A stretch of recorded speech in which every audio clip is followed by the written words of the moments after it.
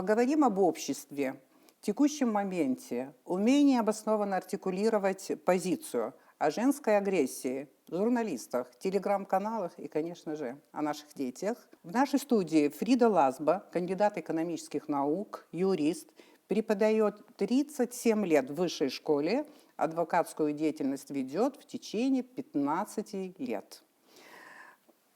Я приветствую тебя в нашей программе. Здравствуйте, здравствуйте. Спасибо, что согласилась на беседу в программе «Абхазский путь». Первый вопрос, он сложный, наверное, но несколько неожиданный.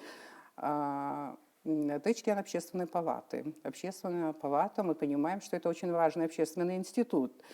Но нередко там оказываются люди, которых в Абхазии, может быть, даже 1,5 человека не знает. Возможно, я говорю это грубо, но и потом годами молча сидят. Это, конечно, не имеет отношения абсолютно к тебе. Мне интересно, как ты оказалась в общественной палате. Вот узнать, меня не интересует правовая процедура.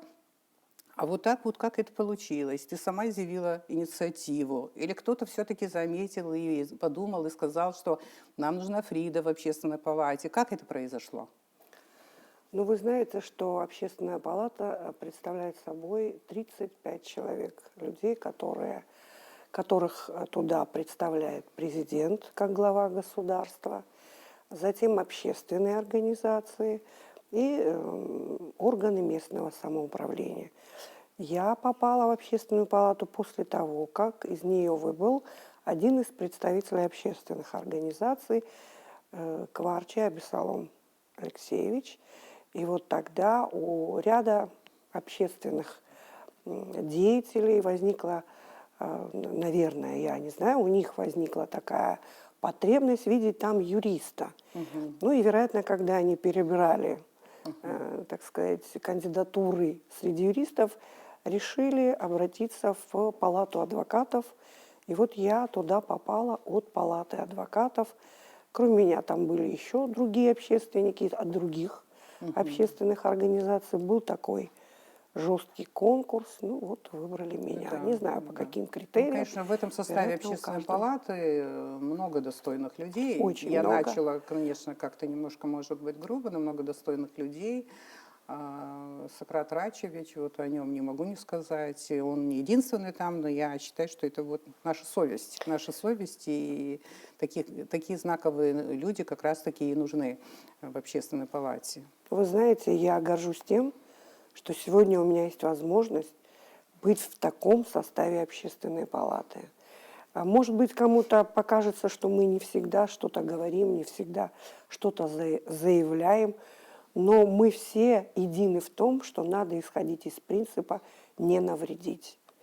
И вот вы помните, что мы были первыми, кто заявили 15 ноября вот такое вот объединяющее заявление о том, что... Ну, и, кстати, серьезное было серьезное заявление это о бывает том, что... не так часто, но да, это было что очень юридически то, да. что произошло, безусловно, очень много к этому вопросам, и что надо вернуться в конституционное поле. Тот, кто хочет понять, он может понять, что значит, раз надо вернуться, значит, что-то было нарушено. И в этом мы были едины. Следующий мой вопрос имеет отношение к другому периоду твоей жизни. Ты работала в Абхазском государственном университете. Я помню, что ты была на очень хорошем счету. И вдруг так получилось, что тебе пришлось уйти. Я не собираюсь рассказывать о деталях того, что было тогда, но это было связано с идеей создания альтернативного вуза в виде СОИ. Да? Мне просто хочется вот через много лет уже вот спросить, этот проект удался, он получился, и, может быть, продолжение вопроса коммерческому вузу в условиях Абхазии трудно выжить? Да, вы на самом деле правильно подметили. Это идея альтернативного высшего образования. Мы к нему пришли не случайно. Во-первых, изначально это было связано с тем, что такая тенденция в тот период, она была на всем постсоветском пространстве. Вы помните, Многие университеты институты были преобразованы в университеты, а в рамках этих университетов образовывались институты на самостоятельной такой основе под эгидой этих университетов. И нам представлялось, что вот есть бюджетное финансирование, а есть финансирование коммерческое. В тот послевоенный период бюджетного финансирования у университета почти не было. Мы получали некую гуманитарную помощь. Вы помните, нам от раза к разу такой вот в течение почти 2 лет вот происходило такое очень тяжелое состояние бюджета и всего. И вот возникла идея сначала создать бизнес-школу при университете. И вот когда она стала работать, то есть туда люди пошли. И получилось, что бюджет у бизнес-школы был на постоянной основе, а бюджет у университета было очень тяжело. И мы пришли к Олегу Алексеевичу с идеей создания института внутри университета, который бы работал на коммерческой основе, когда люди, которые, может быть, не успели подготовиться, военное время же было, послевоенное время, вот, что им проще, и проще, в том числе и проще, попасть в этот коммерческий вуз. С одной стороны, было желание и потребность такая, запрос у людей обучаться. И, с другой стороны, это позволяло нам обеспечить какое-никакое, но возможность. Я так понимаю, что внутри университета создать Да, это не удалось, не и поэтому удалось. вы решили уйти. И потом мы решили, поскольку в принципе основная идея была альтернативная, то есть дать возможность жителям, гражданам нашей страны право выбора. Вот такая была идея. Не страшно было начинать с нуля. В университете все было стабильно. Вы знаете как, наверное, всё с нуля. собрались люди, новаторы. Это же не только я одна там была. Нас было 26 учредителей, видных общественных, государственных деятелей, людей, которые долгое время проработали в высшей школе, знали методику высшего образования, знали, что такое учебные программы, рабочие программы. То есть сам процесс образовательный. Но спустя много лет. Вот просто я не хочу сегодня обсуждать детали всей вот этой ситуации. Я думаю, что будет время, когда мы об этом скажем. Надеюсь. Сегодня у нас много вопросов, и поэтому мой основной вопрос в связи вот с этим проектом. Проект СОИ, он получился? Вы знаете, сказать, что получился, это значит сказать что-то, что уже окончено. Это все в развитии. Вот в теории менеджмента есть такое понятие, как цикл жизни организации. Это учреждение, становление, развитие, ухудшение какого-то положения в связи с каким-то фактом. А потом может быть возрождение, а может быть банкротство. Вот я путь развития СОИ вижу в начале. Мы работаем только на своих возможностях. Мы не имеем никакой государственной поддержки, мы не обращались ни к каким спонсорам. Вот. И в связи с этим нам, конечно, непросто, потому что, сами посудите, материально-техническая база, это, безусловно, требует очень больших вложений. Но есть у нас главное, человеческий фактор. Люди, которые умеют и любят это высшее образование и умеют преподавать. Главная проблема, которая беспокоит. Материально-техническое. Материально-техническое обеспечение. То, что касается кадров. А что думаете о качестве, о качестве преподавания? То, что думаю о качестве образования, преподавания. Вы знаете, мы проходим периодическую аккредитацию, лицензирование. Это что касается формальной стороны вопроса. Но лучший враг хорошего. Сказать, что у нас все идеально, тоже я не могу, и этого нет нигде. Хочется, конечно, лучшего, хочется более современных технологий образовательных. Но это связано все с материально-технической базой. То есть ты не жалеешь о том, что когда-то приняла такое решение? Вы знаете, конечно, расставаться с университетом мне было очень сложно, потому что, как и вы, Ирина, мы внесли туда достаточный, недостаточный, но определенный вклад, чтобы после войны университет заработал. Более того, при поддержке Олега Алексеевича я была инициатором создания кафедры финансы и кредит. В то время это было сложно. Найти учебные программы и все остальное. Сейчас в интернет зайдешь и все увидишь. А в то время меня послали в Московский государственный университет, в методическую структуру этого замечательного вуза, где мне как представителю Абхазского университета, дали возможность ознакомиться со всем. И я от руки, мне не давали ксерокопировать, я все учебные программы, все рабочие программы, учебный план финансовый и кредит я делала от руки. Какая-то часть зрителей может сказать, если все было так хорошо, стабильно, перспективы хорошие в университете, и что все-таки руководило этим человеком, который принял такое нестандартное решение практически, Идея. понимая, да, вот Идея. Да. да. Университет Кто-то без может меня сказать, что если обойдется. было так тяжело материально после войны, но на самом деле было тяжело, то есть они решили зарабатывать деньги. Могут сказать вот так, вот поэтому вот такому зрителю чем вы можете возразить? А вы знаете, у нас была идея создать альтернативное образование для того, чтобы у человека было право выбора. Мы ведь в основном, вот Заура Иванович Лашава, мы же экономисты. Мы считали, что в условиях складывающейся среды, в условиях конкуренции у человека должно быть право выбора. И вот как бы я исходила лично из идеи. Из этого, да? Из идеи. Спасибо, что мой вопрос не раздражает тебя, и ты спокойно абсолютно. очень ответила на этот вопрос, что также тебя характеризует. Мы продолжим? Давайте Продолжим, да? Скажи, пожалуйста, ты смелый человек? Ну, я вообще никогда не задавалась таким вопросом. Не знаю.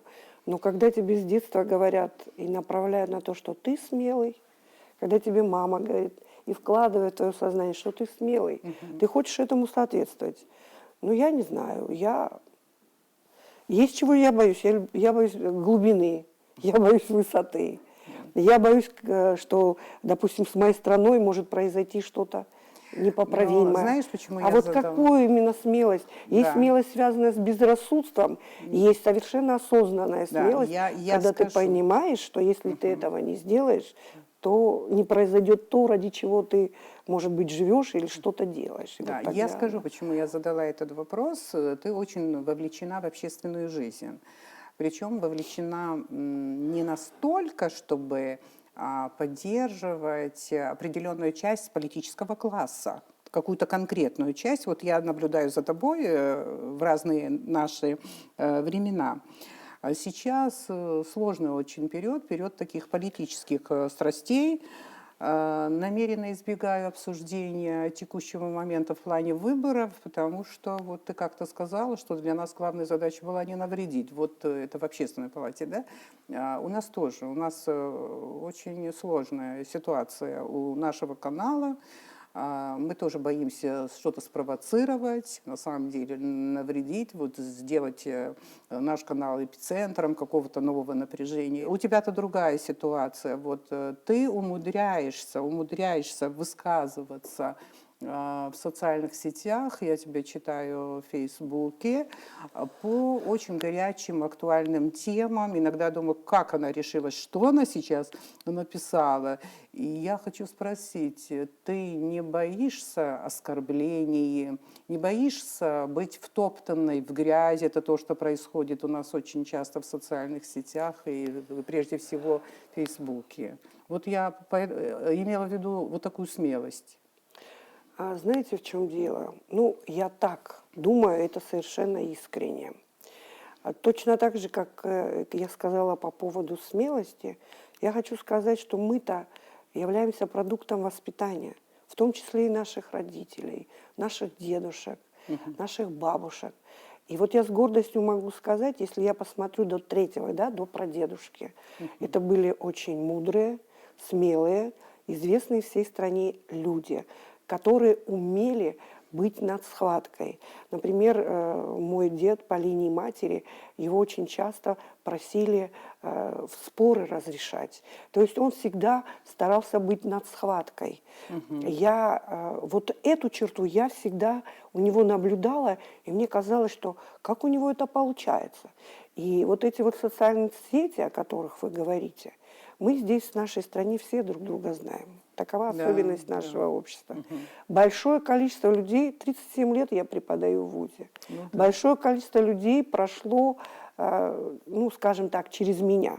Многие из политических деятелей, молодых и немолодых, многие государственные служащие, и те, которые сегодня на митингах стоят, стоя с другой стороны, среди них очень много выпускников вузов, в которых я работала, и которым я преподавала определенные науки.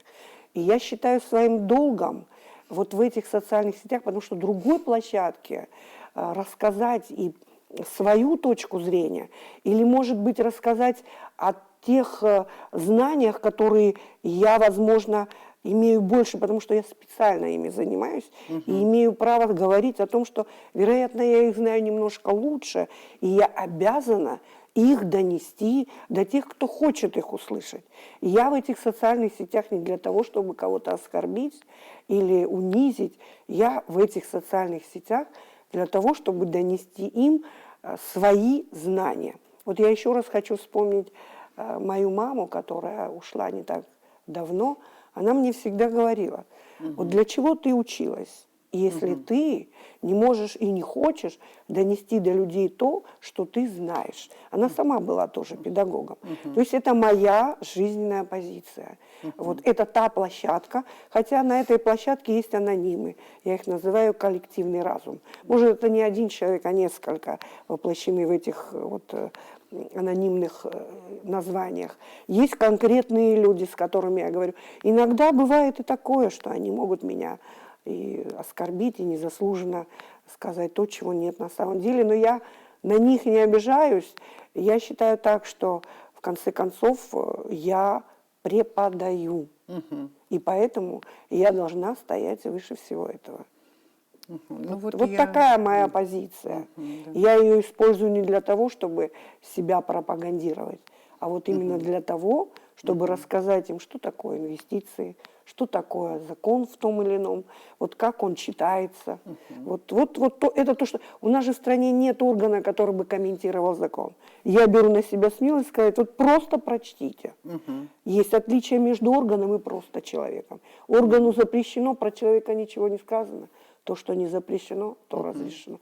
Ну, как бы вот это, я вижу в этом свою миссию. Делиться с людьми знаниями. Кто хочет, услышит. Кому интересно. Ведь очень многие, правда, очень важно знать. А как на самом деле? Я думаю, что И многие поэтому так. могли бы с тебя брать пример, люди, которые работают на этих площадках, потому что, на мой взгляд, умение артикулировать с помощью аргументов вот свою позицию обоснованно, да, с этим можно соглашаться, не соглашаться, приводить, может быть, контраргументы и так далее, но именно такая методика, да, вот комментирования, это, наверное, очень сильная вещь. Но я хочу спросить, тем не менее, несмотря на то, что очень аргументировано, обосновано и так далее, но тема бывает такой, прямо вот как раз-таки ты попадаешь в пик обсуждения этой темы, когда на этой площадке идет, в кавычках, война, вот скажем, да, самый злой комментарий, с которым ты столкнулась за все это время? Есть, что тебя очень ранило? Вы знаете, в чем? Когда мне говорят, ну да, если вот такие юристы, как ты, то можно себе представить, что это за адвокат и что это. И обвинять меня в том, что я беру какие-то там баснословные деньги. Хочу сказать, что адвокат может это сделать, и это не будет называться взяткой, коррупцией. Это его работа. Но те, кто меня знают, знают, что я во главу угла ставлю помощь человеку, а не то, что Ну, об мне адвокатах заплатят. тоже разные гуляют, То есть, скажем, да, то слухи, но я почему-то о тебе ничего не слышу. Мне интересно, знаете, когда я вижу, что уже перестают спорить, значит, это означает, что аргументы закончились, и на самом деле человеку, наверное, пришлось с этим согласиться.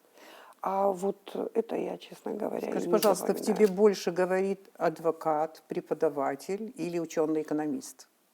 Вообще, в целом. Но сейчас я больше крен беру в сторону адвоката, наверное. Вы знаете, вот, учась в школе, я помню такой случай. Мы проходили «Преступление и наказание» Достоевского и ролевые игры. Кто что выбирал. Я выбрала защиту Родиона. Мне почему-то захотелось его защитить теми условиями, в которых он жил и так далее.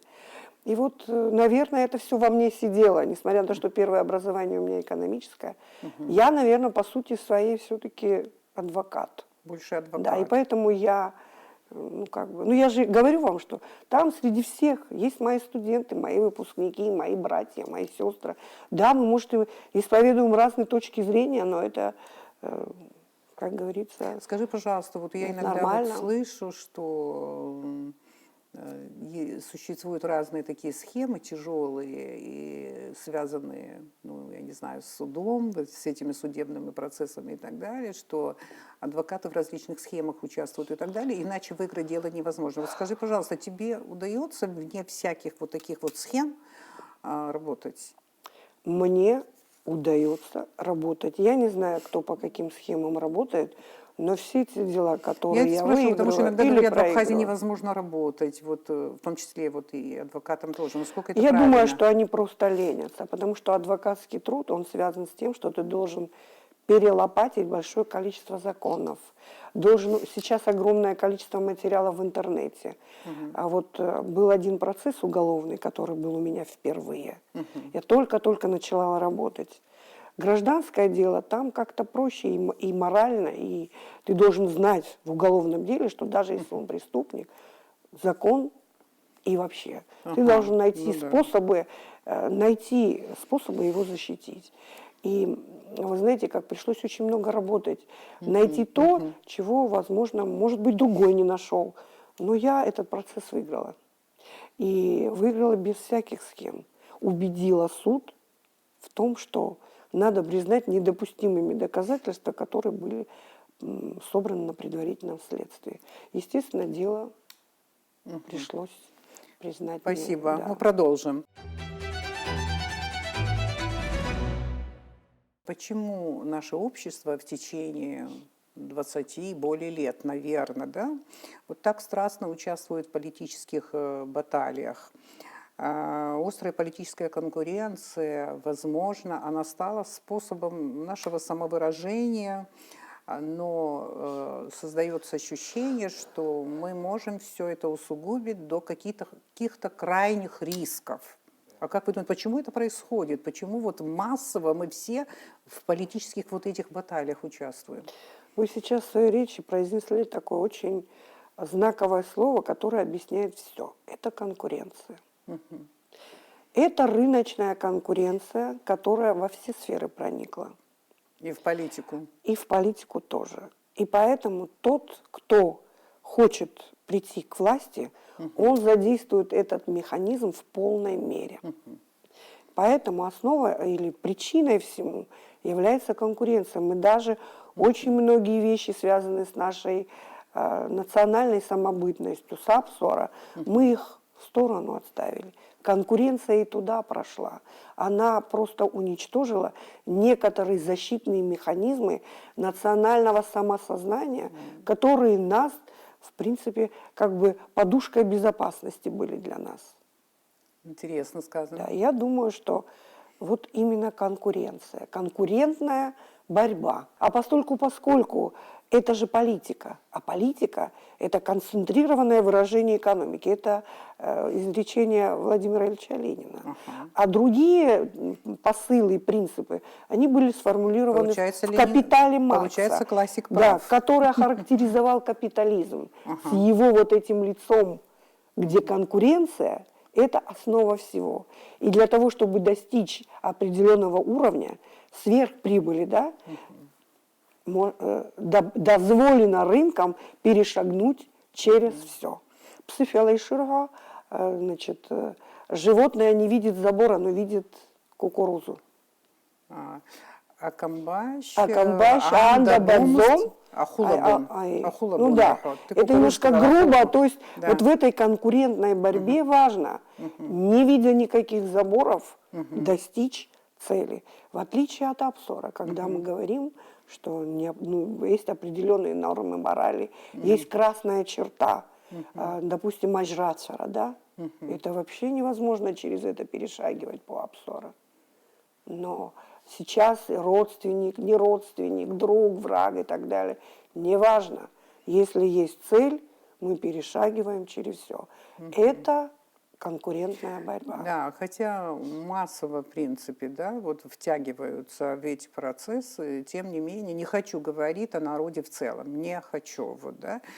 А какова главная претензия, вот ваша, скажем, да, как личности, как гражданина, да, к политическому классу? Главная претензия какая вот в этой связи? Главная претензия к абсолютно всем, независимо от измов, а я хочу, чтобы они демонстрировали любовь к своему народу, а не желание манипулировать и использовать его Ну, для об этом так много достижения говорят, о своих целей. любви к народу, к родине. Я стою над схваткой, я пытаюсь это сделать, и я могу объективно, как бы мне кажется, вот объективно судить о том, меня любят или нет, или хотят меня использовать.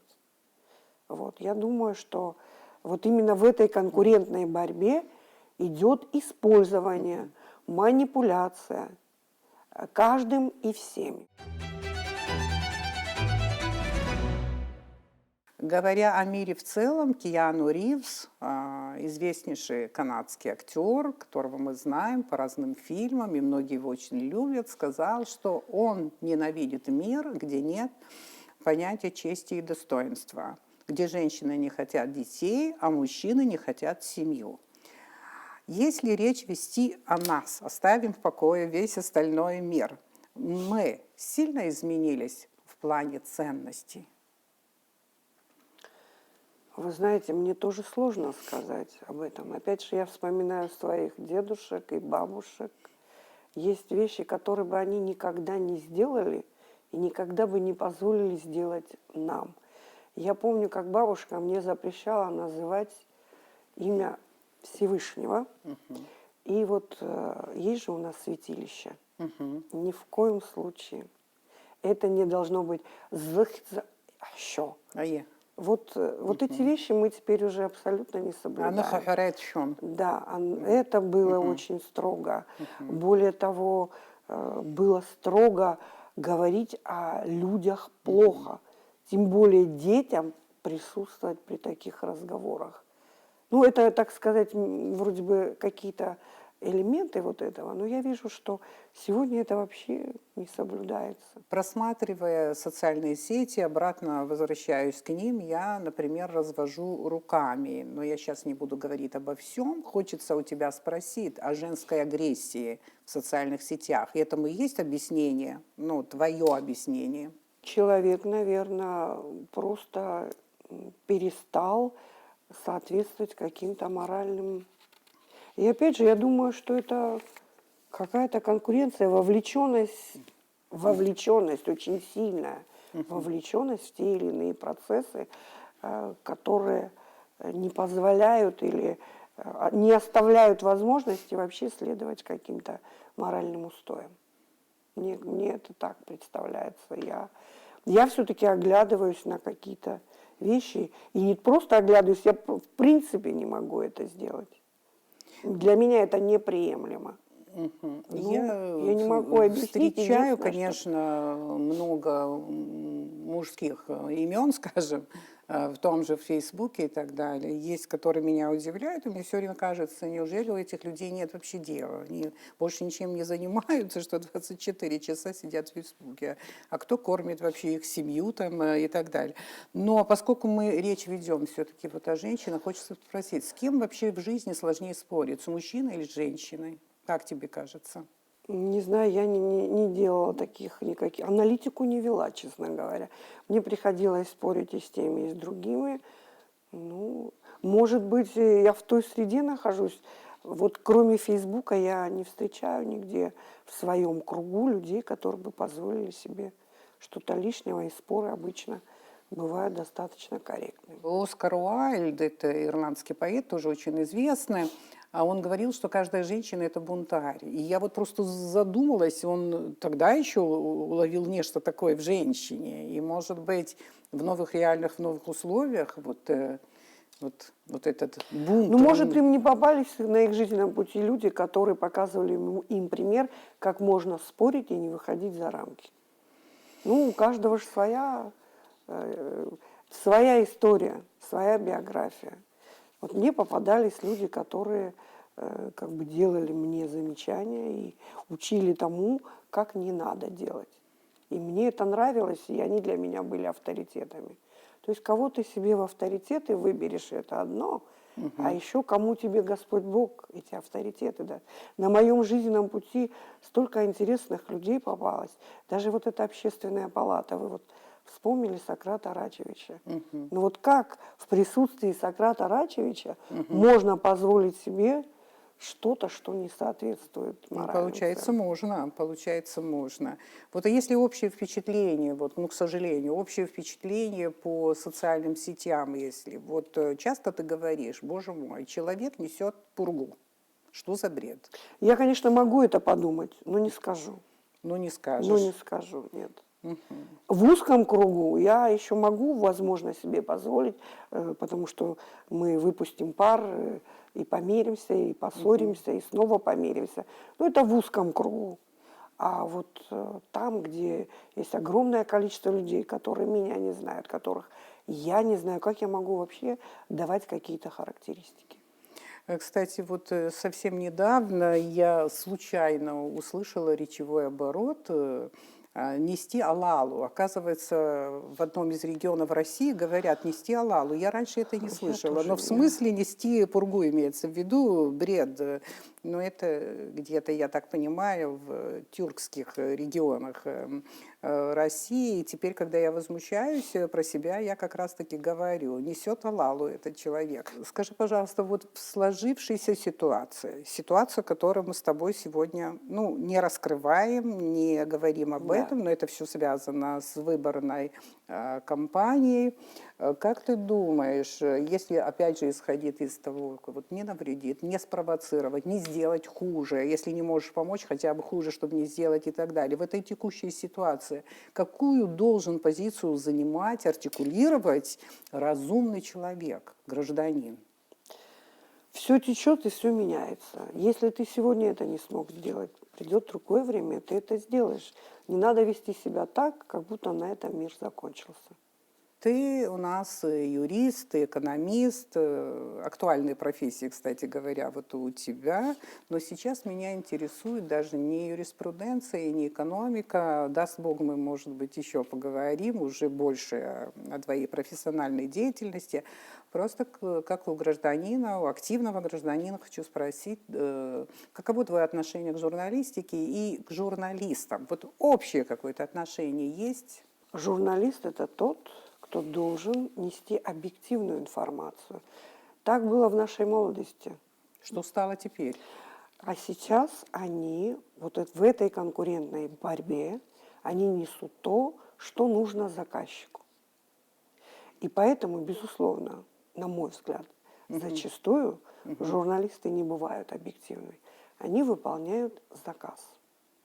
Вот сегодня я так рассматриваю журналистику. Читаю тебя в Фейсбуке. Ты пользуешься телеграм-каналами и как ты к ним относишься? Я Они не вошли в нашу пользуюсь. жизнь не так давно. Я Да. не пользуюсь телеграм-каналом, меня там нет.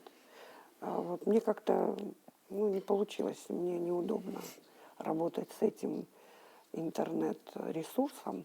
Я работаю только вот на Фейсбуке как полем, где я могу писать и высказывать свою точку зрения, выслушивать, вернее, читать другую точку зрения. Как-то она мне более комфортна. Да, я не пользуюсь телеграм-каналами.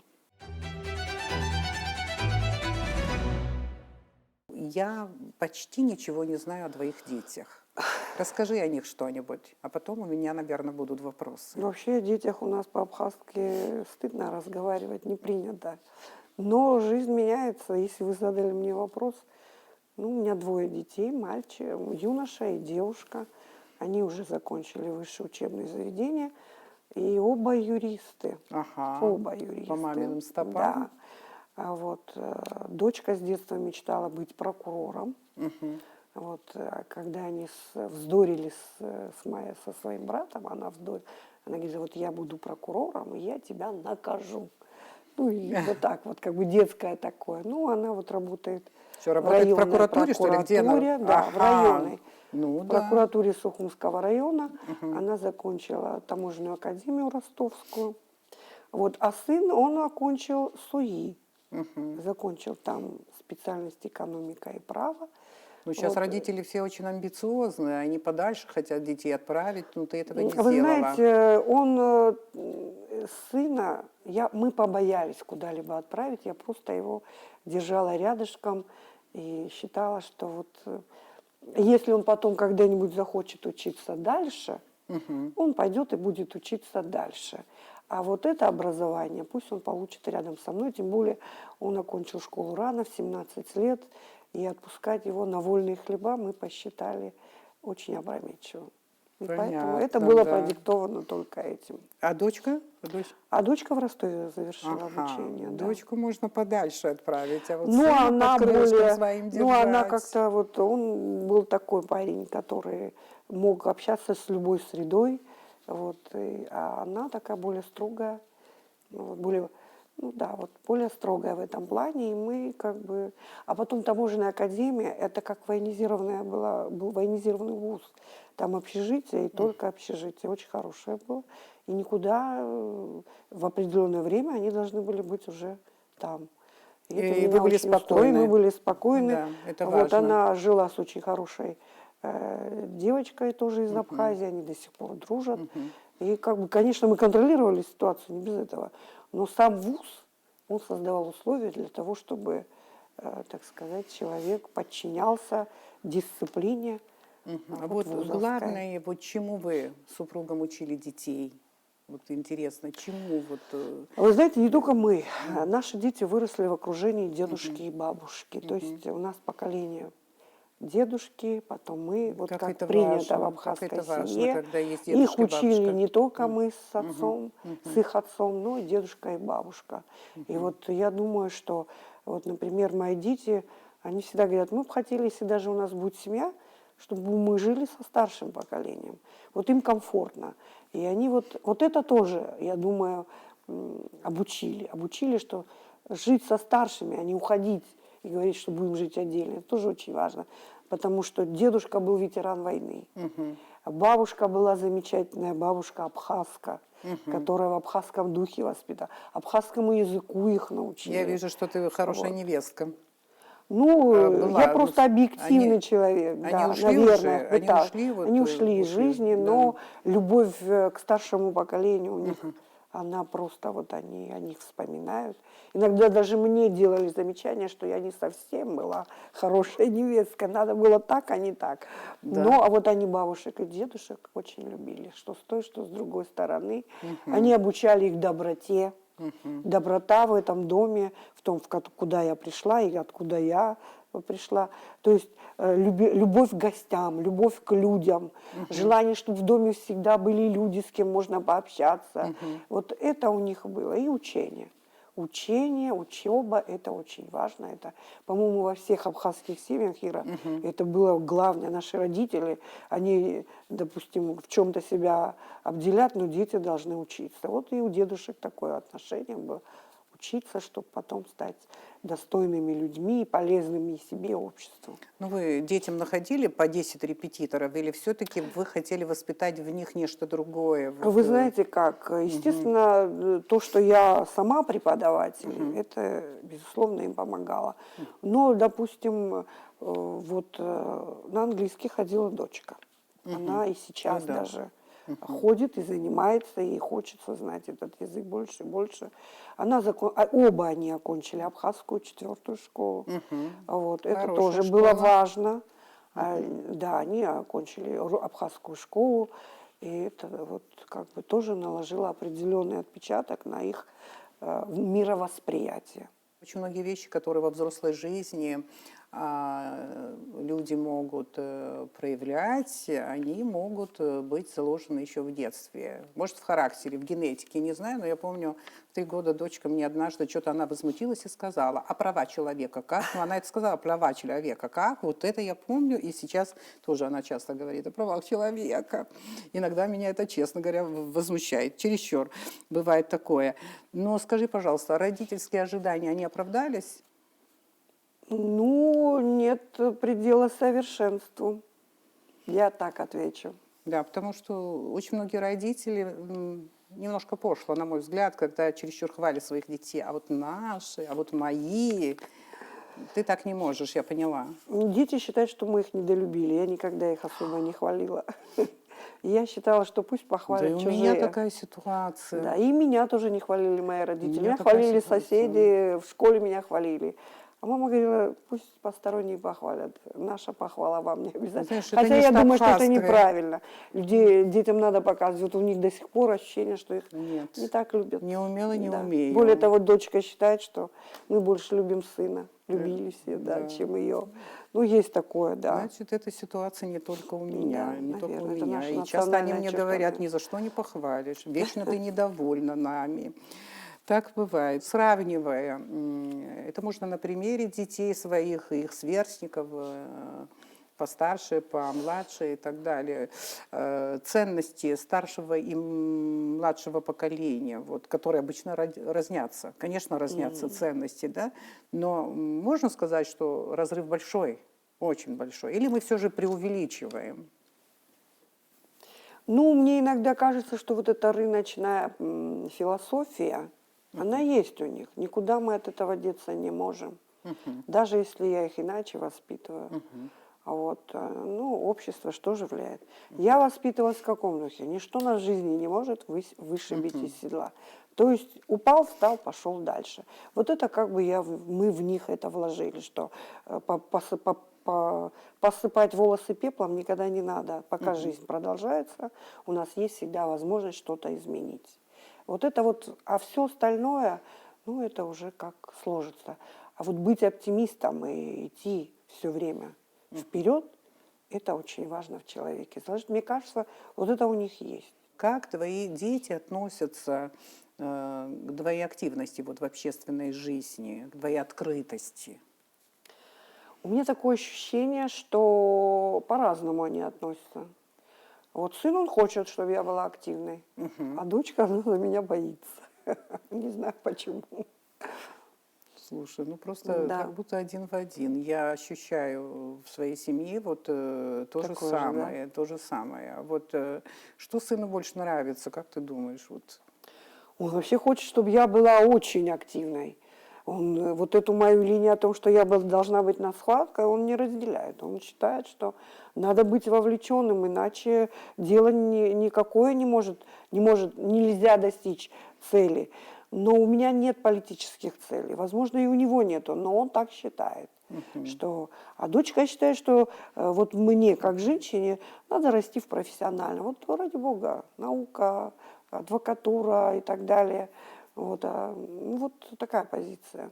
Она не вовлечена в политику. Нет, она не Дети оба вовлечена. не вовлечены в политику. Ой, думаю, что сын вовлечен, но дочка точно. Во-первых, ее работа не позволяет быть вовлеченной в политику. Она может порассуждать, но не вовлечена, это очевидно. Двигаясь по жизни, преодолевая разные этапы и сталкиваясь с какими-то новыми ощущениями. Ощущения бывают разные. Вот я в последнее время очень тяжело переживаю, что совсем рядом люди, которые были мне близки, мои друзья, они ушли. Да, и вот эта пустота, она ужасная. Она ужасная. Лучше стараться, конечно, об этом не думать. Очень жесткое слово, конечно, вот слово «вдова». Но это получается как будто определенный такой статус, он, если происходит в более взрослой жизни, да, в более пожилой жизни, это одно дело. У вас это случилось, на мой взгляд, слишком рано. К этому новому своему положению ты как-то привыкаешь, тяжело привыкнуть? Я к Может, нему я и не некорректна, могу. если я Нет, некорректна. это жизнь, к сожалению, тогда. На самом деле рановато это произошло. Детей еще надо было вести. И сейчас нужно, конечно, как говорят, абсоширова, сапхя, каусква, и что рацоп. Вот. Но, во-первых, я воспитана в том плане, что вставай и иди. Ну да. Да, это жизнь не Закалка дает. Да. такая, да. Во-первых. Во-вторых, на самом деле память о людях, которые, в том числе и мой супруг, и свекр, свекровь, мать, отец, она не дает мне права жить, как бы опустив руки. Вот. На самом деле и супруг, и близким они всегда очень высокую планку ставили. Вот. Вплоть до таких мелочей, допустим. Вот они идут на свадьбу, они должны этим людям сделать, кому они идут на свадьбу, по максимуму. Внести лепту, чтобы этому человеку помочь чем-то. Вот. Ну, это такой пример. То есть я не имею права опустить эту планку. Это очень непросто, конечно. Вот. В том числе и дети. Дети всегда хотели видеть детей, и мой супруг, и все, кто нас окружал, чтобы они, если уж не лучше всех, то они должны быть и образованные, и работа у них должна быть, и семья, и дом наш должен быть аккуратным, чистым, деревья пострижены, виноград обработан. Все это у нас У вас дома. очень красиво, кстати, И очень красиво. нам приходится всем вместе держать это, если не лучше, то хотя бы на том уровне, на котором это все осталось, и отношения с родственниками. Ну, в общем, это вы сами понимаете, в нашей действительности это бывает непросто, но мы обязаны это делать. Да. Я думаю, что вы жили очень дружно. Мне так кажется, хотя я Да, правда очень у нас была дружная Да. семья, вот. Но главой семьи был все-таки супруг. О чем ты пожалела после? Вот скажи, Я больше пожалела, всего. что, Вот может что-то быть, я пропустила. мало внимания ему уделял. Он был хозяином, и всегда он считал, что это должен делать он. И иногда я была, как бы, да, это он должен делать, и как бы, ну, он должен и делать. Иногда, может, и внимания такого не было, потому что он знает, что делать. Вот. И вот в этом плане, может быть, вот внимания не хватало с моей стороны, как мне кажется. Было бы это сейчас, я бы была бы, невзирая на его позицию, что он хозяин, я бы, может быть, нашла способы сделать так, чтобы больше окружить вниманием Да, понимание этого это человека, приходит, который конечно. служил своей семье, служил своему коллективу, служил своей стране, он еще и Кстати, был я его воином. знала по Да. губской школе, должна сказать. Он, Да. помню, что был постарше, я помню, что он был очень, кажется, высокий. Вот Да, это он был я очень помню, высокий, и мы да. на это обращали внимание, что в нашей школе он был самый высокий. А после мы как-то не пересекались по жизни, но Да, он долгое время жил в России, работал в России. да, Где-то за поэтому. год до войны прибыл в Абхазию, начал здесь работать, а потом он был участником этой войны. А вот твое отношение к детям тоже, вот оно изменилось после мужа? Что-то начало в И своих... мне, во всяком случае, очень сложно, конечно, по отношению к сыну. Потому что сына воспитывает в основном мужчина. Хотя мать, безусловно, участвует в этом. Но вот этого мужского, чего вот он потерял вот эту опору, и по нему это было видно, что он потерял опору, это было очень тяжело первые годы. И мне надо было показать ему, что опора есть. Да. Ему ведь это есть определенный период времени, когда детям нужна опора. И вот мальчику это очень важно. И было очень сложно стать ему опорой. Сейчас я уже жду, когда он мне станет опорой. Ну, как А раз есть мы определенное подошли к время, да. вопросу, каким ты видишь будущее вот, своих детей, чего ты для них хочешь? Своей дочери я хочу такого же супруга, как ее отец. Вот. А своему сыну я желаю быть таким же мужчиной, как его отец.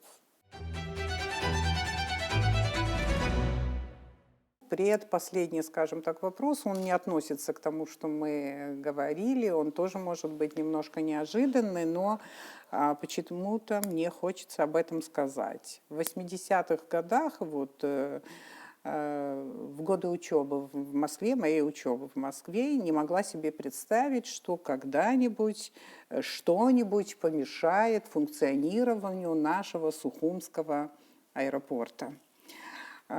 Столько воспоминаний связано с вылетами, прилетами, друзья встречали, друзья провожали, жизнь кипела. И вот это все вот с войной ушло из нашей жизни. Почему я сейчас вот об этом говорю? Совсем недавно нам стало понятно, что в ближайшее время все-таки Сухумский аэропорт заработает. И вот один единственный вопрос тебе как экономисту наконец-то, да? Это очень важно. Вы знаете, что все то, что позитивно, оно очень важно.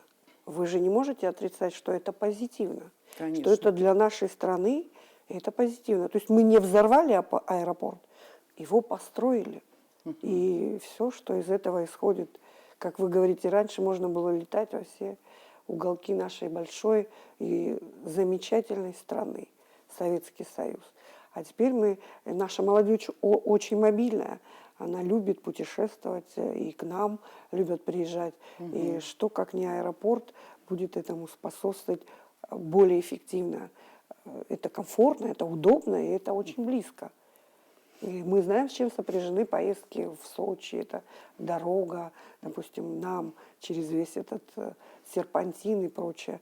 А тут вот под боком. И потом, сколько направлений маршрутов появляется вместе с этим аэропортом. Поэтому... Экономически тоже это очень выгодно. Да? Экономически, Помимо ну того, вот что вы гражданам видите, будет очень комфортно. да, ну вот да. вы посмотрите, начнем с экономической выгоды, сколько там местных молодых людей работают, Да, уже сколько работает. получили квалификацию, переквалифицировались на тех или иных специалистов в этом хозяйстве аэропортовском. И дисциплина труда там. Дисциплина труда – это тоже очень важно. Вы же не можете отрицать того, что так складывается ситуация, что у нас очень много рабочего времени уходит в непроизводственное, Впустую, в общем, уходит. впустую. Да, То есть впустую. этот объект, который исключает такое. Человек, как часы, должен динамично Это работать. дисциплина, это культура. Это дисциплина, это культура, да, это культура, и, безусловно, и в этом плане. А с точки зрения экономики, ну, как и любое хозяйство, там, безусловно, есть доход, есть налоги, есть инфраструктура, есть сопутствующие отрасли, которые будут вокруг этого аэропорта, ну и так далее. То есть эту взаимосвязь, эту цепочку, которая будет развиваться с этим, ну, ее даже сложно себе представить, что это может быть. Сейчас это только вот с этим связано. А дальше это и дороги, это и автотранспорт, это и общественное питание, ну и так далее. И вот, То есть все это да, в все сумме отрасли, рабочие да, места, рабочие как места, минимум. Рабочие да. места, как минимум. Финальный, традиционный вопрос нашей программы. Еще раз напоминаю, что наша программа называется «Абсуарами. Абхазский путь». С некоторым таким философским смыслом вообще-то программа. Мы идем по сложному, непростому пути. Ну, в принципе, у кого легкий путь? У всех народов по-своему он бывает очень сложным, особенным и так далее. Вот на этом этапе нашего пути какой главный экзамен мы должны выдержать? Главный вопрос текущего момента. Экзаменов очень много. И в моей жизни, и в вашей жизни экзаменов было много.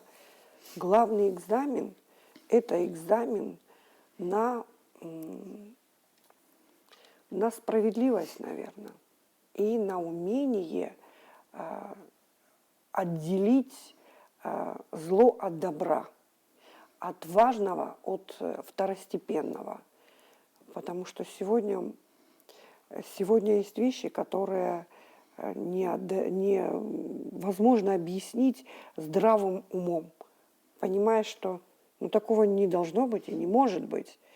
И я надеюсь, что все-таки здравый экзамен на здравость, экзамен на любовь к своей родине, истинную, не такую, которая связана с потребительским отношением, а именно истинной любовью к родине и к своему народу. Вот это экзамен, который мы должны все пройти, независимо от того, кто это, политик или простой гражданин.